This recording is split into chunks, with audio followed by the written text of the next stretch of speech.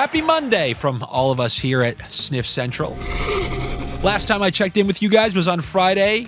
When I did pick in corners, I kind of stumbled into a nickname, a pretty damn good nickname. Now, typically in life, you're never allowed to give yourself a nickname, but when that rule was created, we weren't doing shows where you were looking into a camera and nobody could actually give you a nickname. I mean, we have tons of nicknames on here. We've heard Dan's, there's Westworld Searchers, there's Parlay Pirates.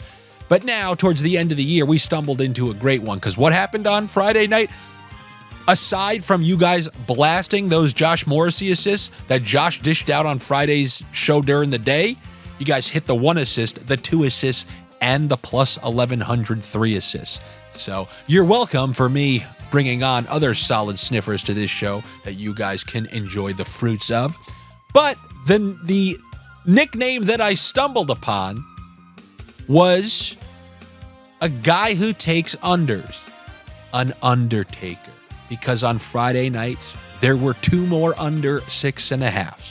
And while people complained about it beforehand, if you took both of those under 6.5s, you were a winner. If you were an undertaker, you were a winner. So from this point to the end of the Stanley Cup Finals, we predominantly are going to hear those gongs, because there are going to be plenty of unders to take, like the undertakers we are. And look at this slate on a Monday night. Don't get mad at me, get mad at the schedule makers, because if we saw something like the Penguins in Detroit from yesterday, or Carolina at the Scam 5 Senators, yeah, and we can get a 7-2 final, tons of point props to take, tons of things available. But look at some of the teams we got on the slate. The first of these teams was a team that we buried a long time. We buried them in Pet Semetary. A bunch of you people were a part of that Walking Dead, Washington playoffs. I finally buried you, but then, just like in any good Pet Sematary movie, you hear someone jingling through the night. There's Gus. You ever seen Pet Sematary 2, laughing with the mashed potatoes? Well, that's how some of those Washington Capitals fans are laughing at them trying to weasel in. Look at their goal difference. They're one of the worst teams in the league. They are truly one of the worst teams in the league. All the metrics still indicate that. And if you want to take them to miss the playoffs, you got to pay like minus 375. They're awful. But if they win this game tonight, they're in the wild card too. That would be unfathomable, unbelievable. It's not going to happen. Anyway, do you want to know how they're doing these? How are they getting these points, you might be asking, because you're not watching those games. Well, they're doing this thing called make it the worst, most boring game that nobody... And I'm not talking about like, play the trap like the Devils.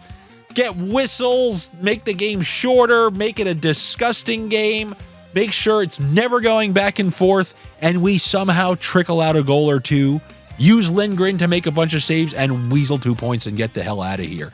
Against the Kraken, that's exactly what you saw. The announcers during the Kraken-Washington game were poking fun at how low event the game was.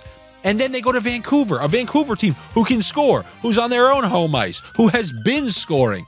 They score on like their first shift.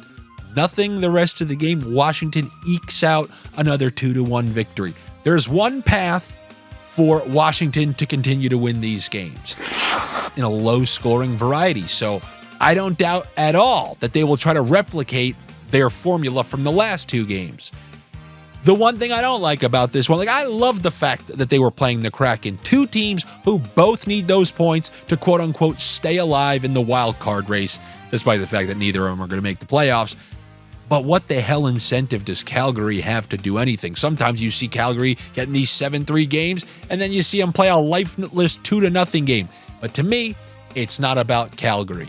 I think it's Washington's job and mission every game now to just, that flatten the curve. They're just trying to flatten every game, make it the most boring thing you've ever watched in your life. But when you take unders, boring is a good thing. Actually, it's a great thing, which is why I'm going to be an undertaker. Give me, cue the gong.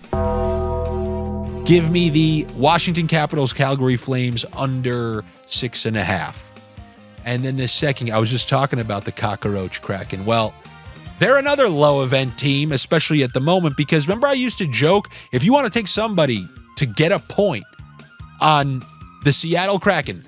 The highest minus guy on the team is not even a forward. And we're not talking about Roman Josi here like some of the old days when he was like up for the Norris Trophy. We're talking about Vince Dunn. Well, he's been out, and they're having even more trouble scoring. They're getting themselves involved in a bunch of unders as well outside of that singular Vegas game. Now you got Buffalo going in there. Now, typically I would say, no, Buffalo, they're one of the they can pull any game over. This is not the Buffalo we know. And spare me the Bo Byram changed everything there. That's not the case at all. We're just seeing that classic late mini run that always falls short. First, we saw it from the Sens. Now we're getting it from the Sabres, although the Sabres lost over the weekend. Now they come into this game. I'm not going to be mad at all if you want to bump it up. Don't you know, bump it up. You can bump this one up to 6.5. And then if you watch Picking Corners on Friday, I told you a way that you can knock this down because it's set at 5.5, which is kind of going to keep me away from the under. Like, this is not one of my favorite bets, despite the fact that unders have been quote unquote safe with the Sabres lately.